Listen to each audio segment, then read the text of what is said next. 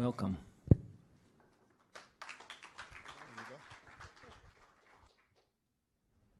Hi, everyone. How are we doing at 4 o'clock today? Hanging in there? So I don't have slides. We're going to have a bit of a conversation. I prefer to talk this way, especially when talking about change, because our own experiences are what's so ripe for discussing change. I can't stand up here and tell you this is how you're going to solve change, because it has to emerge from the experience between you and the people in your team, right? It's that what we're learning together as a group is the change. So what is it that we need to learn about change right here in these 10 minutes? That's the first question I want to ask you. So what is it? Tell me something. When you have a great idea, you probably got 100 great ideas here today, I'm sure. Stefano? What's that? So resistance. Resistance. What else? What kind of resistance? Status quo. What else? What's that? Not enough time. What else?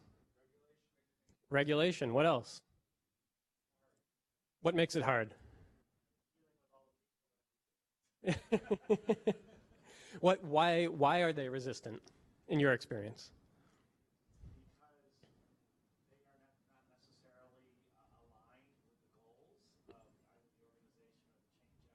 And why do they have other goals?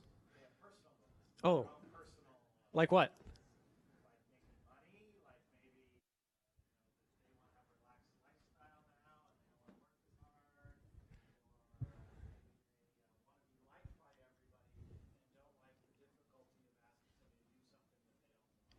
Great. These are all true.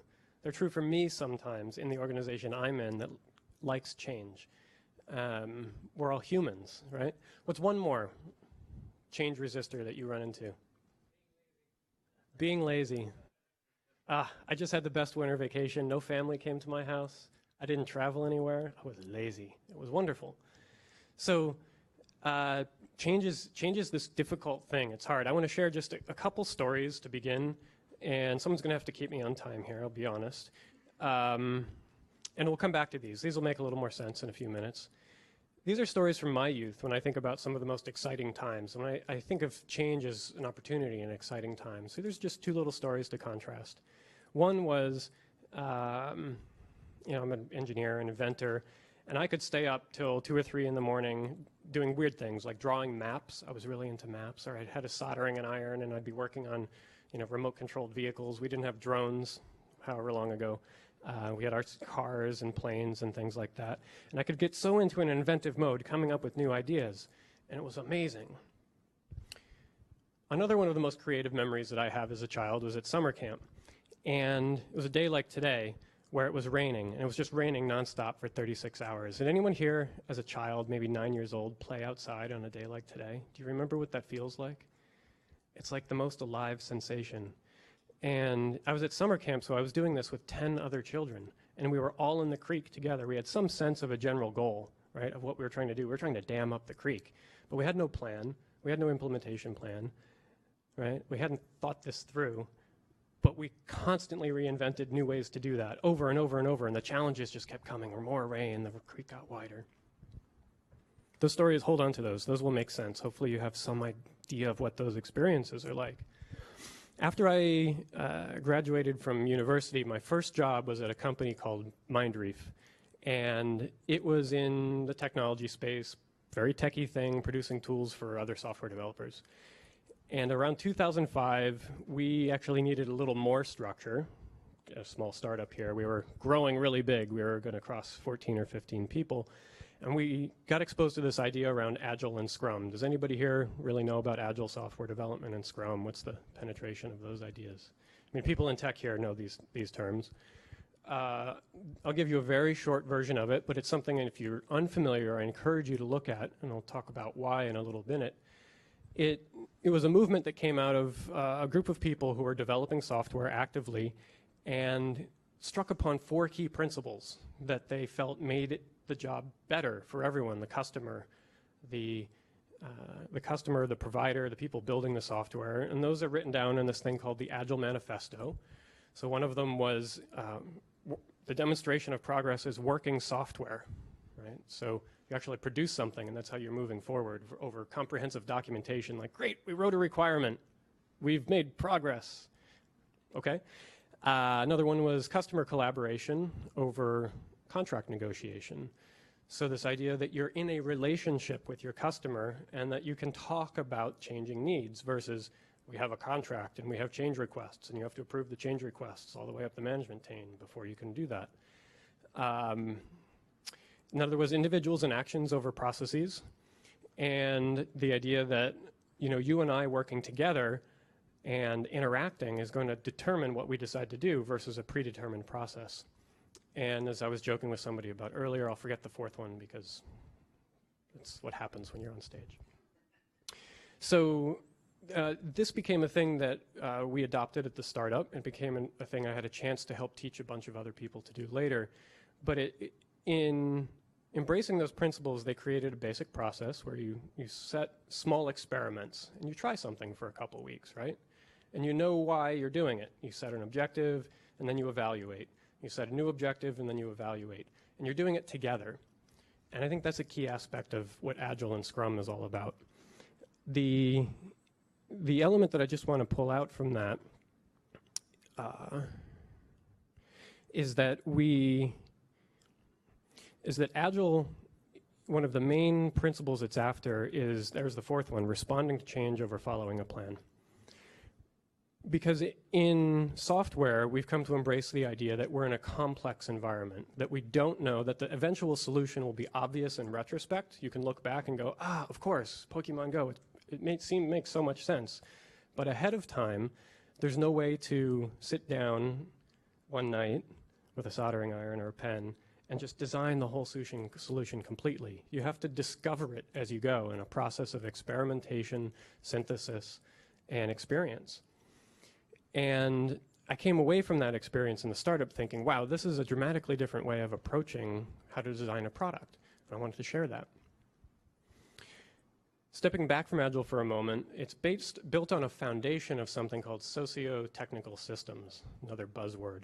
Has anybody here been exposed to that, Sociotechnical Systems? It's been around since the late 40s. A fellow named Eric Trist did these early studies in coal mines and found that if they just changed the work processes, people used to work in teams, now they're going to work in individuals on tasks and sort of this, and the process is way more efficient. Overall productivity went way down. And so one of the key takeaways from these early studies is that you have to design both the social and the technical systems simultaneously. If you just attend to changing the technology, but you don't attend to changing the social system that goes with that, then you're going to decrease your overall productivity, output, effectiveness, whatever you're after. So this struck me. This was really interesting. It took my team at a small startup almost a year to really feel like we understood Agile and got it right. And I look at the companies that I've gotten to work with since, a couple thousand people, now the group I'm at, several thousand people, the company I'm at, many thousand people, and you look at the complexity of trying to change those habits and rituals across a whole company, and how do you approach that? One thing that Agile provides isn't just a way to build brighter products, but you can look at it and use the same toolkit that's there for how you do change of the organization itself. How do you experiment with changes in roles, accountabilities, these basic essential nuts and bolts, racy charts of an organization that you think about in a traditional change management approach?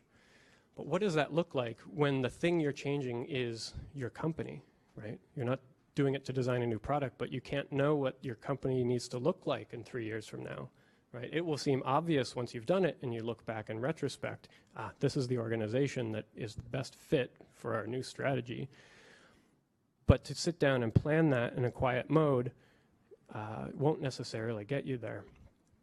So the last thing I wanted to just briefly talk about goes back to those two stories.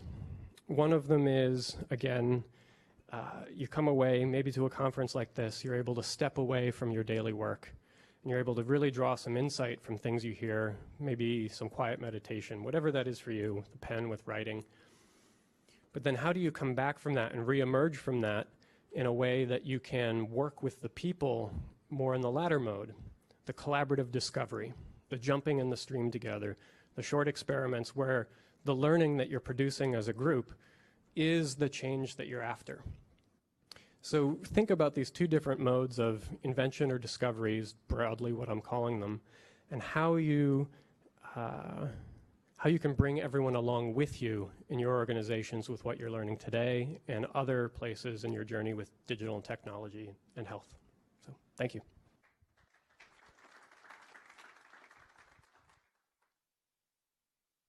Thanks, Evan.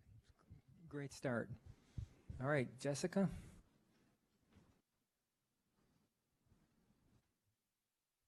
Is my mic on? I think I've got one. I just need an advancer. If someone could grab the slide advancer, that would be awesome. Thank you. All right, well, thank you all for the time. Pleasure to be here. Similar to our speaker from Pokemon Go, this is the first time I have the pleasure of speaking to a bunch of orthopedic surgeons, so I appreciate the opportunity. And here's what I'm going to talk about. I'm going to share my perspective on the top executive leadership attributes I see today, and specifically the executives who are leading massive transformation and change efforts successfully, and those also who have created an environment of innovation, of speed, of agility, of really empowered people.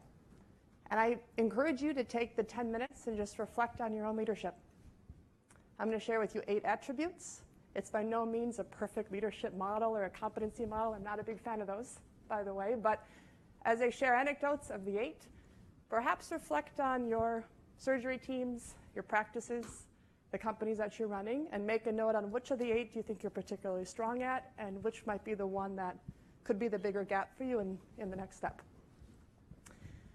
So just a little bit more on where my observations are coming from. I have the privilege of running BTS USA. We're a consulting firm.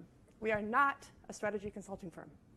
While our work helps to influence strategy, our passion has always been getting shit done. It's always been helping our clients implement their strategy. In terms of change, you need people, process, technology. Out of those 3, our passion is the people. We simply make strategy personal for everybody in an organization, because usually it's the aristocrats at the top who get all the fun of crafting the strategy. And then secondly, we help people do the best work of their lives. Not in general, not against a standard set of best practices or some leadership theory, but the best work of their lives given the environment that they're working in service of the company's aspirations. So for me, 17 years I've been doing this. I've been the people partner in the Valley for some of these companies. Salesforce, I've worked closely with them since they were just under $1 billion in revenue. For the startups like Atlassian and New Relic, it's during a moment of pivot from one product to multi, one product to a suite, from SMB to enterprise. In the last few years, I've gone very deep under Satya's new leadership at Microsoft. We are their end-to-end leadership partner. Specifically, I've worked with most of their executives. And for big financial services companies who are getting disrupted by TechFen, they're trying to figure out what's our digital strategy, what's our agile strategy, how are we going to be more competitive, and how are we going to shift a company that's been around for over 100 years. I have a close partnership with some amazing leaders. 4-star retired Air Force generals. I don't know if any of you have had the chance to be influenced by some of these people, but I think they're amazing. And they're a good balance to everything we're hearing in the Valley. And then on top of it, I have a lot of fun running about 250 people, but the majority are millennials. And I can say they have made me better. So this is where it's coming from. Pretty much I'm a practitioner versus a researcher. And let me share with you my thoughts. I had a moment I won't forget. It was about a year ago. It was in the winter. I think it was January. I had spent the day with Uber. I got on a plane, flew to New York. And the next day I spent it with some executives at Bank of New York Mellon. Who can tell me the year Uber was founded? Anyone know? 2008? I think it's 2009, but either way, we're close enough. 2008, 2009. Anybody know the year Bank of New York Mellon was founded? Close. 1784. Either way, you get the point, right? 2 dramatically different companies with different histories. You almost couldn't find 2 more different companies. And then I went to dinner, and I was reflecting on the conversations I was having with both companies. And look, for me, context really matters. Like how we're going to help Uber solve their next problems is very different than how we're going to help Bank of New York Mellon. But I thought, you know what? There are some similarities in the conversations and the challenges both companies are expressing. So I'm going to share those with you now, and then I'll get to the 8 attributes. I'm going to do these quickly. First one. This is the new truth. I mean, if you're going to design some amazing interactive games that helps the kids be more mobile or active in the hospitals, their new benchmark is Pokemon Go. It's not Nintendo or Sega, it's that. So I hope you make it as good as Pokemon Go or better. All of you with kids probably had the same thing happen to me. I think it was the year the iPad first came out. My 3-year-old was playing with it. Then the TV came on, the commercial came on, she walked up to the TV and swiped the screen. Those were her expectations of interacting with screen. It had just been set. I will not buy goods online unless it's through Amazon because I don't want to put my credit card number in anymore. We are relentless. And every time we're wowed and amazed by the next cool app that we get to interact with, irrelevant of the industry, those are our new expectations for financial services, for healthcare, for anything. This reality is what's driving what I hear most of my tech executives talk about is speed. This is it. How quickly can you go from an idea to a shift in strategy or a shift in product or a shift in service? If you're a big financial services company like Fidelity, you have to go from an idea through years, 2 or 3 years from an idea to launch, to months and hopefully eventually weeks. Alibaba 8 years ago did not have a money fund. Today it's the biggest money, or it's bigger than any money fund in the US. That's speed.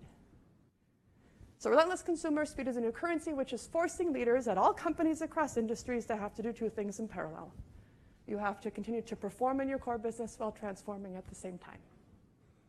I imagine for the surgeons in the room, you have to continue to perform and do amazing high-quality surgeries while also pushing yourself into a new world. And if that wasn't enough for our leaders, you also have evolving employees with slightly different values, different expectations, which puts even more pressure on you to lead in a slightly different way. So given all of this, let me share with you what I've been observing around some of the top attributes. The first one comes from a story. There's an executive at Microsoft who I was facilitating a panel with, and I think he was pretty succinct in explaining his own personal evolution over the last 3 years. He was leading a business that was going from $2 billion to $400 million, so a pretty significant decline, and it's a lot easier to change when that's the environment you're trying to change in. But here's what he said. He's like, you know what? I used to think of my job as the following. Microsoft is pretty big. We have the luxury of watching a market evolve throughout the year. And I know in November I'd meet with my peers and we'd reevaluate the strategy and make some changes. And a big part of my job was to kind of watch the market, get my assumptions ready, go into the meeting and set the strategy. Then the second part of my job would be to summarize and break down that strategy into a simple execution plan, and the troops would march. We'd create a little scorecard around it, a lot of clarity, and the company would go. I now realize that is not my job. My job is to first believe that the ideas for our product roadmap come from our people, not from me. It's actually not my job to set the strategy. And given that, I have to instead create the environment where as close to the customer as possible the ideas are flowing. That people are learning, that they're empowered to share their thoughts, and we can make adjustments during the year. This also means that the strategy doesn't get done once a year. The strategy is alive, and I have to be comfortable with something that's not perfectly formed or set.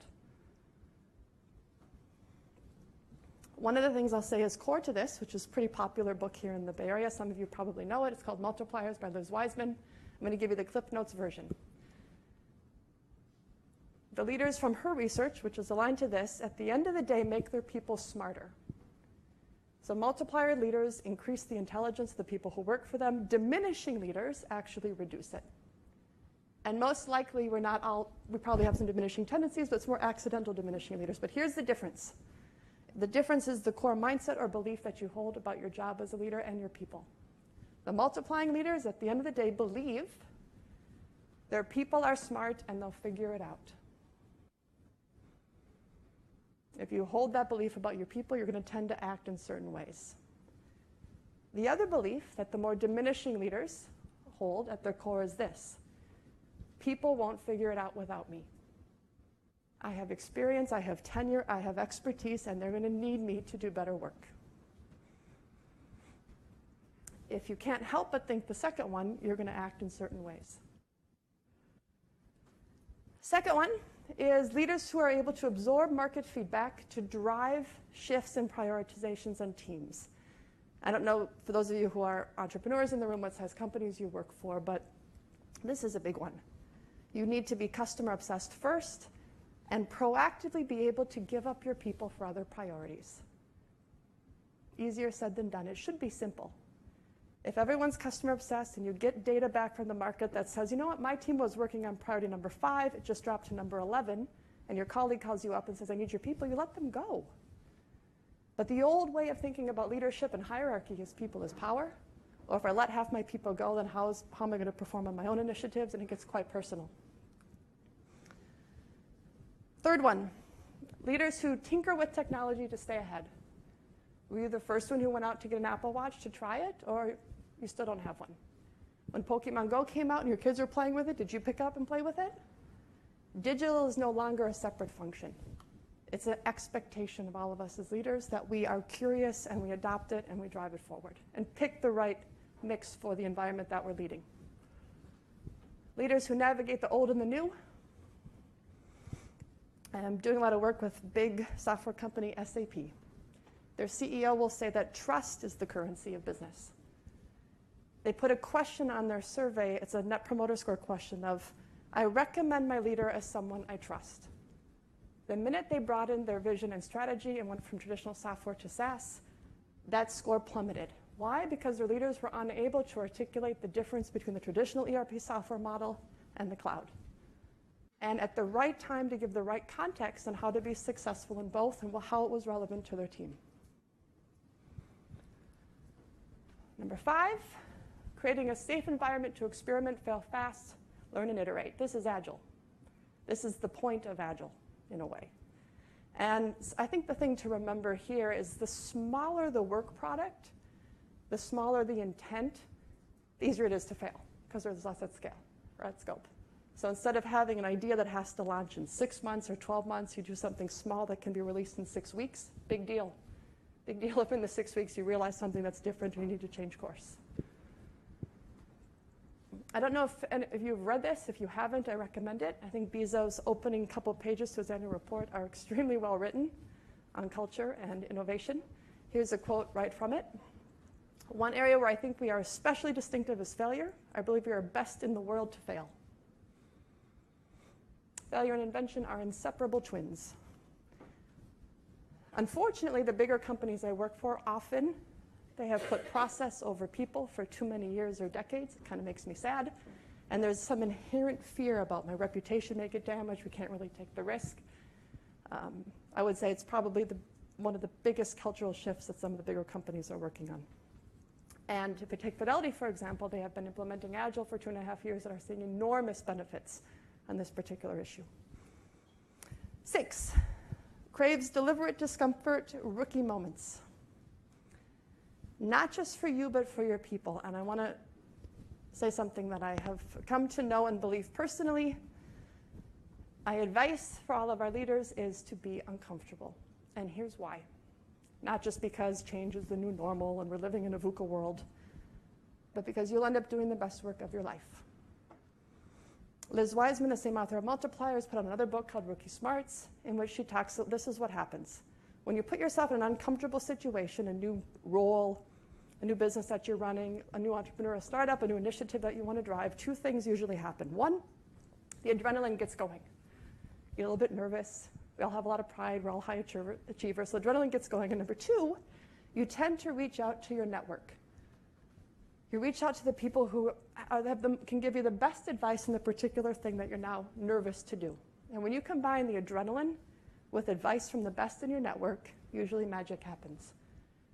So what I'm seeing are the leaders who kind of get this and just are constantly pushing themselves forward, but then also they create the environment and they help people who work for them also become uncomfortable, are the ones succeeding. 7, leads with purpose. I loved your comment about the mission in the river. And what you said was, as a bunch of kids, the goal was clear. The purpose was clear. You're going to dam the river. But everyone had freedom to kind of learn and do whatever way they wanted, big sticks, small sticks, rocks, whatever. I think if you go back to number 1, the Microsoft executive, when you realize that you have to create an environment where the ideas are coming from your people, what you have to balance that is a clear purpose. We're going to block the dam, But now you guys are going to figure out how we're going to get there. You know, those two are kind of beautifully balanced. And then finally, you know, you put process over people, or you can put people over process. You can say customers and patients are everything, or you can say your people are everything. We could spend hours on number 8, but the best companies in the world really do number 8. And they don't just make lip service to it. They're clear on what their people's purpose is, and they protect it against competitive moves, against strategies, and everything else they're trying to do. I have no idea how I did on time, Stefano. I hope it was 10 minutes.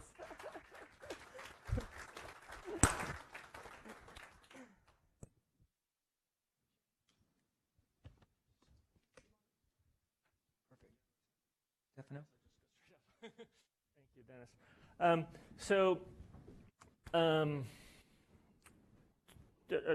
Two of our speakers this afternoon had to cancel their way in at the last minute of flights, and at the last minute I put myself on the agenda, and I hope you grant me this little thing, but it was hard to ask somebody else to come up with a talk at the last minute, but Jessica came through, and I think you would all say, and I'd like to give her an applause, that was a remarkable talk. And I almost felt like I probably should just go home and not give my talk, except for the fact that she actually set me up perfectly, probably without knowing it. I'm going to introduce my slide deck, a little book a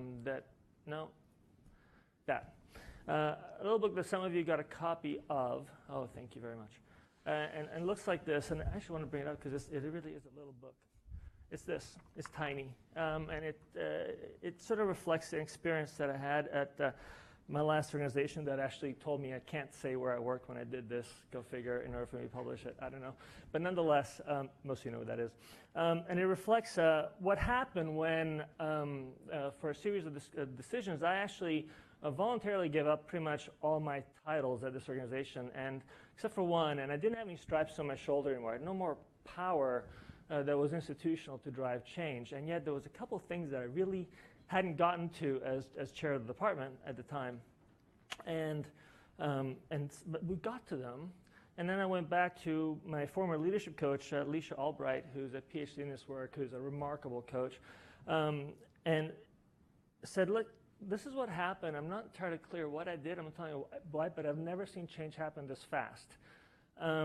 And so we went through it and created a model around it and realized that it was different enough that it might be worth presenting to the Organizational Design Forum as a concept. These are folks that know this stuff well. It was an invitation-only event, and that's where I met Evan. And I was extremely impressed with the work he'd done in Agile, and their thinking informed my thinking. And over the next couple of years, in fits and starts, we wrote this book. And I just want to talk a little bit about it. Most of you got a copy. If you don't, there's a few outside. And it's a playa-type gift to all of you from us, from Alicia and I. And hopefully you'll get something out of it. And it is the antithesis of what Jessica talked about. The people I'm working with are the nurses on the front line. They're the manager in a small group who has no resources, who has been told from the top that you have to get from A to B, and you have 3 months to do it. And by the way, you have to go to 16 committee meetings and all this other stuff, and how are you going to make that happen? And I'm going to just talk a little bit about it, and I'll show you some of the results we had, which are phenomenal. And when I do show them to you, keep in mind that for 10 years I've been trying to get to those results, and we got there in 6 months with no resources. There's Leisha. Leisha is really brilliant, and unfortunately for me, she moved to Ghana, where she's continued some of her work there and trying to help a little bit move the ball in Africa. So true, change is hard. Usually starts with processes, moves on to technology, almost always requires culture change, and this is what your employees, your staff, your people who work for you heard. That's all they hear. Work harder. And it's a hard message to give. And if you're in a leadership role, you may have read about these things, Agile, Lean, and rapid process improvement, and Six Sigma. And most people don't understand what Agile is, and that's what they think it is, somehow moving quickly. And yet, it took Evan's team and Evan's black belt in this stuff a year to get his team to do it. It takes a lot of resources to really do Six Sigma. It does work. It just takes institutional data sets, and it takes effort. And if you're trying to run a small change in a clinic or something, it's really hard to do. So what do we do to try to make this happen? We took ingredients from the most effective change management strategies of the modern era. Thankfully, some was haphazard, some was Alicia's training. We added a dash of org design theory, we simplified it, codified it, and tested it, and it came out quite well. So it comes down to 7 steps. And some of these may look pretty familiar, and some will be very, very different. And some of them you'll think that's completely ridiculous. This guy here, the leader in this particular case, and to Jessica's point, his job is not to come up with a strategy. His job in the modern flattened organizational design environment is to maybe put in some parameters, set a goal, but then go out to the team and ask their perspective. These are the folks on the front line. These are folks that have the insight into what's happening that isn't working. And that perhaps they've been wanting to tell somebody for the longest time that, we just don't have enough wheelchairs to get people off the hospital. Buy us one more wheelchair, we can probably get people out of the hospital an hour or two earlier. You collect this data, and then you go back to your team, you engage your stakeholders, all the elements of the folks that touch that process, and ask them to rank, literally, which of these elements do you think is going to be the most effective? And they'll rank them for you and say, look, if we have to pick 1 or 2, in this case we pick 7 maximum, these are the ones we focus on. Then you break them up. Some are transactional. They're super simple. Buy us a wheelchair. Some are process-oriented. If Jane used a blue pen instead of a red pen, it would save me having to rewrite it because blue doesn't photocopy well, red does, something along those lines. They're processes. And you create a checklist. So far, pretty familiar to most of you who do change management.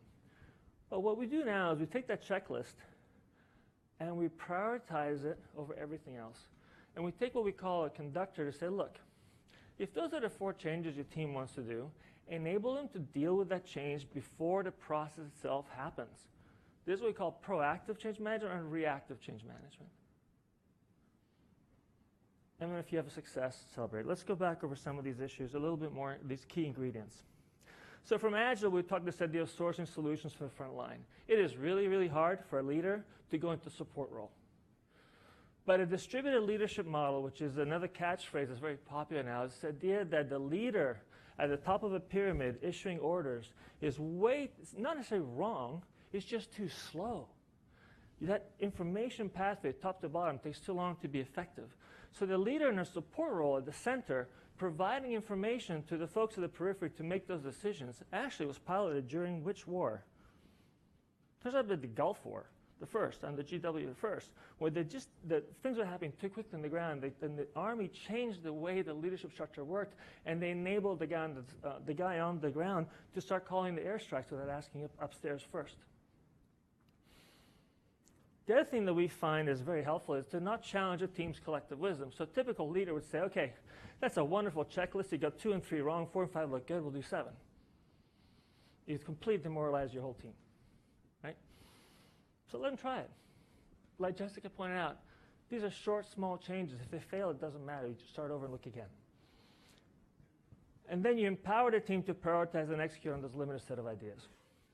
You don't do it. You enable it. What do you need to make those things happen? Proactively ensuring success rather than reacting to failure. The visual is a train. So after a while of looking at these issues, or specifically looking at length of stay for one of these processes, asking why Mrs. Smith left the hospital late after she's already left the hospital doesn't change the outcome. And there's no way you'll ever get another Mrs. Smith, same age, same medical issues, same problems that she has at home that she can't get home, which led to the problem. Focus on the patient still in the hospital. We talk about the patient, the train that's still in the station. Make sure it has what it needs. How do you know? Your staff told you what the train needs. Make sure it's loaded with fuel. Make sure it has what it has before it leaves the train station. Work proactively rather than reactively. This is the one that gets most people and say, I don't buy it. If you're in a large organization like I was, where they have 3 floors of data analysts feeding you data constantly about processes, great. But if you're the charge nurse on the 7th floor of a hospital, you don't have a data analyst. And the data you do try to get costs you a lot because you're taking somebody that works for you, put him on a computer, pulling manually data out to give you a report to which you then react. And that data is useless. If you do any statistical analysis, you don't have enough data points to have a statistically meaningful change. You can't use it. So why bother collecting anyway? And at the end of the day, the reason to collect data is to find the fault in the system, right? So it's punitive. So every time you show your team data about the process, I would argue, you're actually not helping your team. Data speaks for itself. We went from 3.3 day length of stay. 6 months, a year later, we're down to 2, then to almost 1, and then this has dropped since then. Now, here's what's also interesting. The adoption was extremely rapid. They weren't my ideas, it was their ideas. Surprised that they adopted them? No. It engaged the team proactively. The nurse who was the biggest problem for me as a leader at the time was my biggest supporter. Why? She had some of the best ideas. They got implemented. Flip. And we stopped working on it actively after 6 months. The benefits went on for 3 years straight, and they kept going, partly because of institutional support for the concept of length of stay, but that didn't get down to the 7th floor. What happened was that the team had achieved what we call adaptive capacity. So I would meet with that team once a week, every Thursday at lunch. And there was a physical therapist, a nurse, a pharmacist, a representative for the entire ecosystem, the ones that had picked the checklist. Once they'd gotten through a certain checklist, they want to move on to the next one and the next one. And after a while, the team felt empowered, gained that sort of feeling that, they could make changes on their own. They started doing it. And I've got 2 of my former partners here, and they will tell you that things were happening. Even though there was institutional resource around it, we were thinking about length of stay.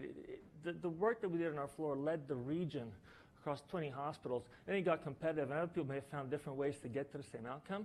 But what I really liked about this particular process was the fact that it really taught me a lot about distributed leadership, about empowering teams. And so we felt that this idea that, you don't collect data, you work proactively, you work on a train in the station, you skip the train that's already left. It doesn't matter, it's left, you're not bringing it back.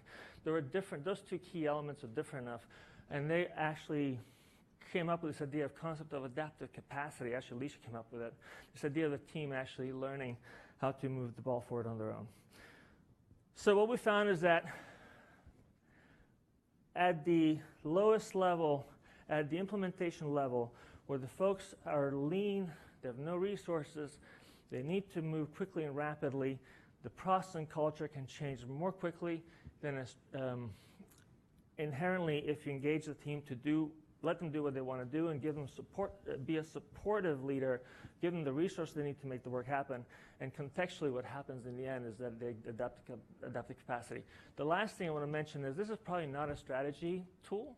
It really is about local implementation, about small changes. And hopefully for those of you that got a copy of this, it's relatively quick. There's some interesting stuff on organizational design, and hopefully you enjoy it.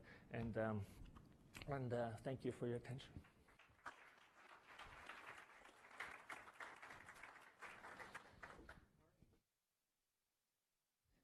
Can we have Evan and Jessica come back up, please? Thanks. And we'll get another chair. All right, I'll just stand here for a minute here. I'll start with a question or two. Evan, can you talk a little bit about how you help yourself and your team get into this inventive, creative mode that was kind of a nice part of some of your story?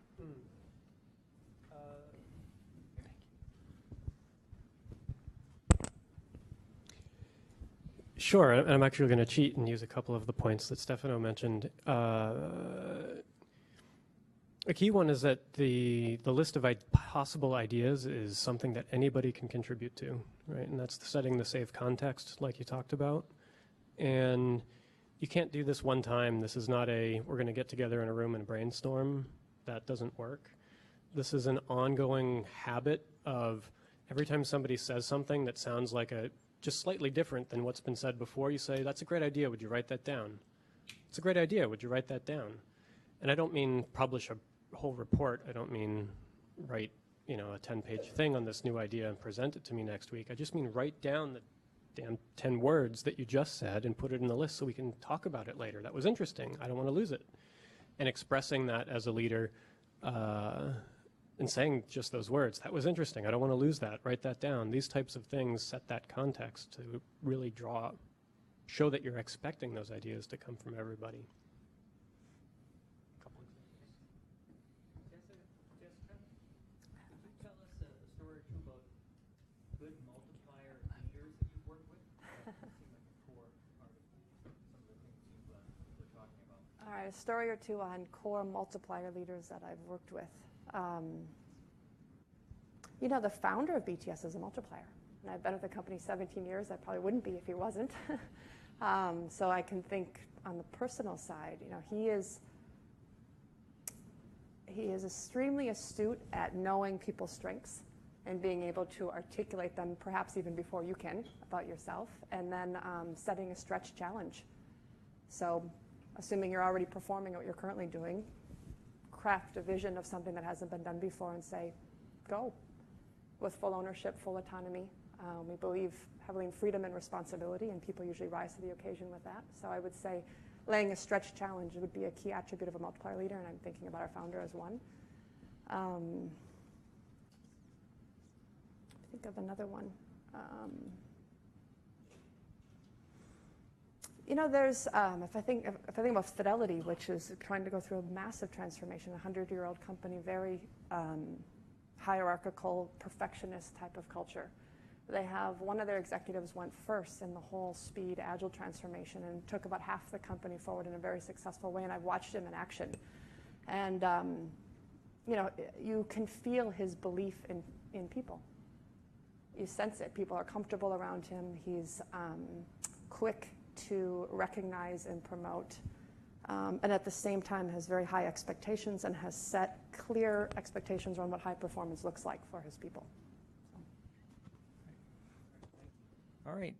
Well, let's open it up for a few questions. Yeah, thank you. I'm curious for the two of you outside our core industry, and this is an unfair and challenging question, but that I'll still ask it.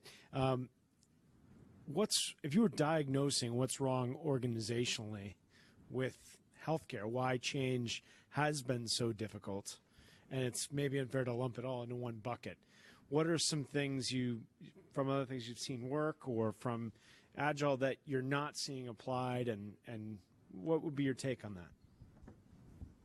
Maybe Evan first, and then Jessica. Sure. A couple of the observations I've been asking myself this question today. One was I asked in an earlier session, but how do you have rapid experiments in this type of system? All the conversations I hear around hiring vendors and contracting and all of that, and bringing in a tech solution that's sort of pre-designed, to me it all sounds very the waterfall way. You know, we have a solution, it's predetermined, we're going to buy it, we're going to implement it, we're going to enforce it, push it on the administrators, they're going to resist. Like, none of that is Agile. I'll stick with that. I think there's a couple more, but that's a good one. I'll go for perspective and interdependencies. So you got down to the speed of ideas and execution. I'll take kind of the broader side, which is there seems to be an extremely complicated amount of interdependencies between the stakeholders in the healthcare ecosystem. And I guess, how do you empower as many leaders as possible in the government, in hospitals, on the insurance side, to have empathy for each other and have an appreciation for those interdependencies? That would drive innovation and teamwork. It's a hard ask, but. Can I actually make a comment on that? Because I think that's key, and there's a place in between these two things. I know one great fellow who works in Silicon Valley, Stu Winby, you may have met him, who's done work in the healthcare industry, and his model is that of a decision accelerator, where you bring all the stakeholders together. In some cases, he's brought up multiple hundreds of stakeholders together within a tightly facilitated structure for several days to get out and co-evolve and co-design this set of relationships and the changes to this set of relationships that result in things like a shared innovation portfolio across multiple health systems within a region, so that when one of them creates something, they all benefit, and therefore they can all invest equitably.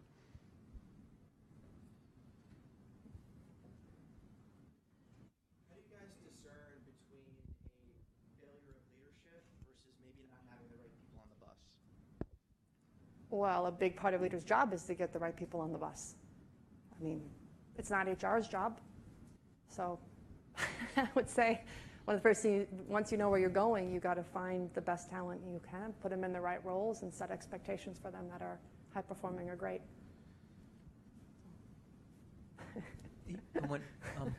Jessica, you talked about Jeff Bezos, and I thought that failure and invention are inseparable partners was a good line. In your experience, who else has a place that's safe to fail and has been rewarded for that? Southwest Airlines. Southwest, huh? It's an old story, but they're still the #1 performing shareholder company on the S&P 500. They're #1 over 30 years. Their results continue to impress across industries, and it's because of their people-centric founder and how they started the company.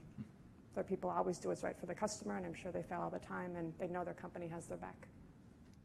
Great. Who else? It's probably not surprising, but I'll add Google to that answer. All right. Stefano, do you want to? Oh, right. I have one quick question for Jessica about Bezos and Amazon, because you said your point number 8 was that they had to care more about their people than anything else, I believe, for those leaders. New York Times article about exactly how Amazon didn't sound like their people were. Some of their people didn't feel that cared for, put it that way. So there's an old Dilbert cartoon about we thought people were a most valuable commodity, but actually we did the research and found out that money was more valuable than people. I'd ask you to comment on Amazon generally. There are lots of companies who burn through their people and seem to do okay. Look, I mean, if you think of a software business model or a SaaS business model or the success of the disruptive ideas that Bezos has brought the world, you can have unbelievable, unprecedented growth and profit success, irrelevant of how you feel about your people. So there's going to be a lot of successful companies who put people pretty low on the totem pole. That said, I think if you look over decades of shareholder returns, you find examples of companies who are super clear on their way, on their values, and they're really good at driving leadership accountability around that. Time will tell.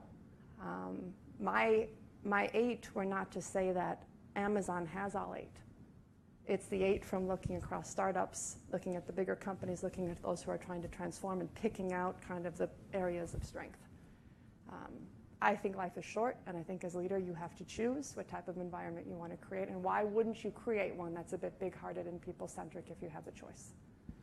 And you do. So. Stefano, do you want the last word here? I'm going to let these guys have the last word. Okay, The experts in the area. I'm dabbling and learning as I go. But to your question, though, I will answer it a little bit because honestly, one of the things that struck me the most is started getting doing more research for the book, and also my own learning about leadership models as it progressed through the 20th century. This idea of first the flattening of the pyramid, and then just the destruction of the pyramid, going to the centralized distributed leadership model. This idea that true leadership, in the context of a requirement for speed of action, which occurs at the periphery of the organization, where the time for information flow is too slow, where the leader has to adapt to become a support agent, a coach, not the guy with the sword at the front of the battlefield, coming up with all the solutions. It really, we may joke about it, heard a couple laughter there, but that is the model for the vast majority of leaders. That's the perception of what a true leader is, and it's changing, but very slowly. And in healthcare, where it's all about your hierarchical standing, especially in the academic world, for example, where that's the chips by which you're paid, is this hierarchy.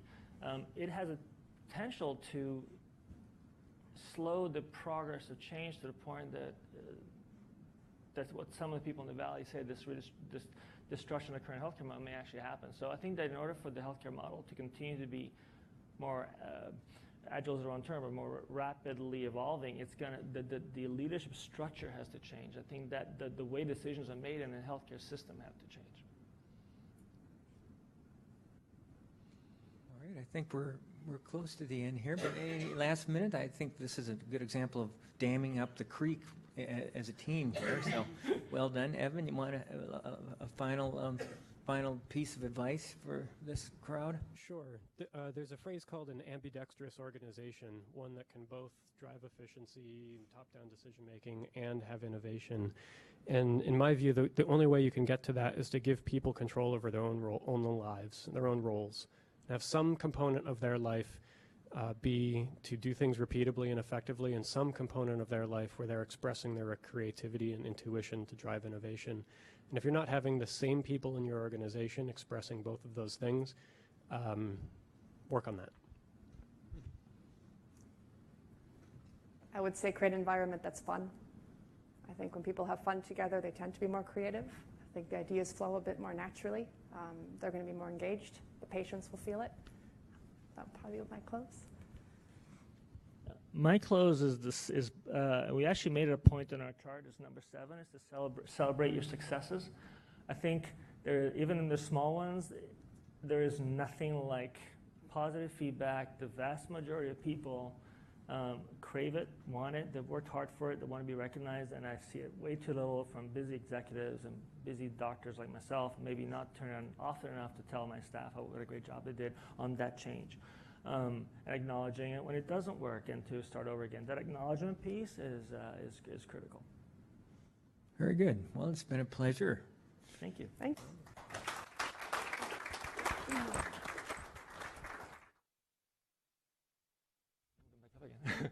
All right. I am. Let me see. Segment, and I have the opportunity. I'm so glad to see that so many of you have stayed for this last segment, because I think it's going to be absolutely fascinating. We're looking at a potentially extremely disruptive moment that, as with all disruption, could actually open up a lot of opportunity.